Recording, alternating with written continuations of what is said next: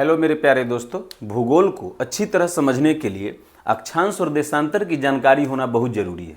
तो आज हम अक्षांश के बारे में कुछ जानकारी प्राप्त करते हैं।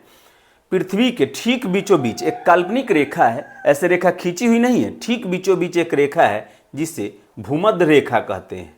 भूमध्य रेखा कहते हैं और इसी को ही विषुवत रेखा कहते हैं। इसी को क्या कहते हैं? विषुवत रेखा।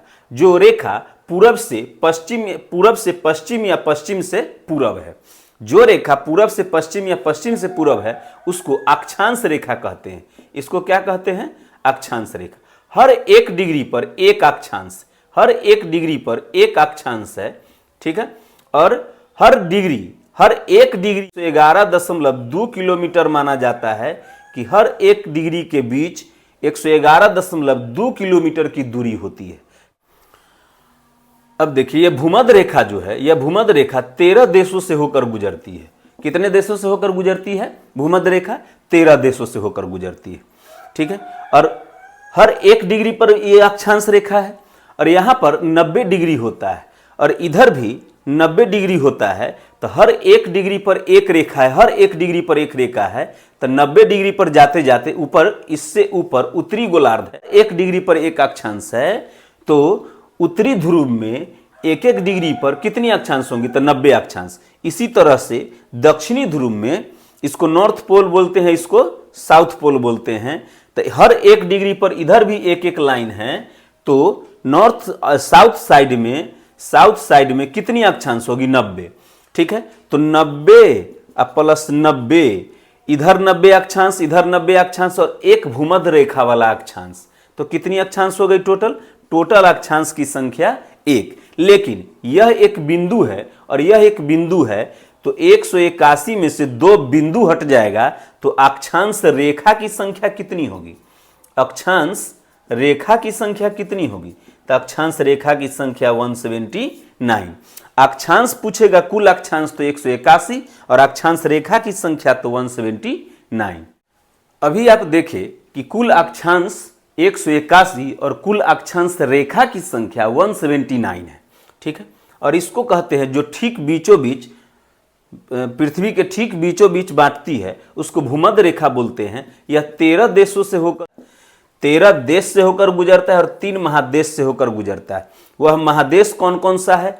तो यहां पर है दक्षिणी अमेरिका, यहां पर है दक्षिणी अमेरिका, यहां पर है अफ्रीका और यहां पर है एशिया, ठीक है। इसके ठीक उत्तर में 23.5 डिग्री नॉर्थ में कर्क रेखा है। 23.5 डिग्री नॉर्थ में कर्क रेखा है जो भारत को बीचों बीच बांटती है और भारत के 8 राज्यों से होकर गुजरती है। भारत के 8 राज्यों से होकर गुजरती है और यह 17 देश से होकर गुजरती है। कर्क रेखा कितने देशों से होकर गुजरती है? 17 देश से। भारत को बीचों बीच कौन सी रेखा बांटती है? तो कर्क रेखा बांटती है। भारत के कितने राज्यों से होकर गुजरती है कर्क रेखा? तो 8 राज्यों से होकर गुजरती है। और किस किस महादेश से होकर गुजरती है? तो उत्तरी अमेरिका महादेश से गुजरती है, ठीक है। उसके बाद अफ्रीका से भी गुजरती है, अफ्रीका महादेश से भी यह गुजरती है और यह एशिया से गुजरती है। किस किस महादेश से गुजरती है? उत्तरी अमेरिका, अफ्रीका महादेश, पूरा अफ्रीका महादेश, अफ्रीका महादेश से गुजरती है और एशिया से गुजरती है, ठीक है। इसके ठीक दक्षिण में 23.5 डिग्री साउथ में, 23.5 डिग्री साउथ में मकर रेखा है। मकर रेखा, जिस तरह से कर्क रेखा भारत को बीचों बीच बांटती है, उसी तरह से मकर रेखा ऑस्ट्रेलिया को बीचों बीच बांटती है। और यह कितने महादेश से होकर गुजरती है? तो अब दक्षिणी अमेरिका महादेश से होकर गुजरती है, अफ्रीका से गुजरती है और ऑस्ट्रेलिया से गुजरती है। तो तीनों रेखा वैसा महादेश जिससे तीनों रेखा होकर गुजरती हुई कौन है? अफ्रीका। अफ्रीका का महादेश ऐसा महादेश है जहां से कर्क रेखा, विषुवत रेखा और मकर रेखा तीनों गुजरती है, ठीक है। और इसके आगे और इसमें बात है, देखिए मकर रेखा जो है 10 देशों से होकर गुजरती है। और इसके आगे और क्या है तो समझिएगा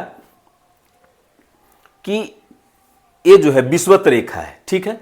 सूर्य विषुवत रेखा पर लंबत चमकती है और यह कर्क रेखा से मकर रेखा के बीच में लंबत चमकती है। तो इस क्षेत्र को उष्णकटिबंधीय क्षेत्र बोलेंगे। क्या बोलेंगे इसको?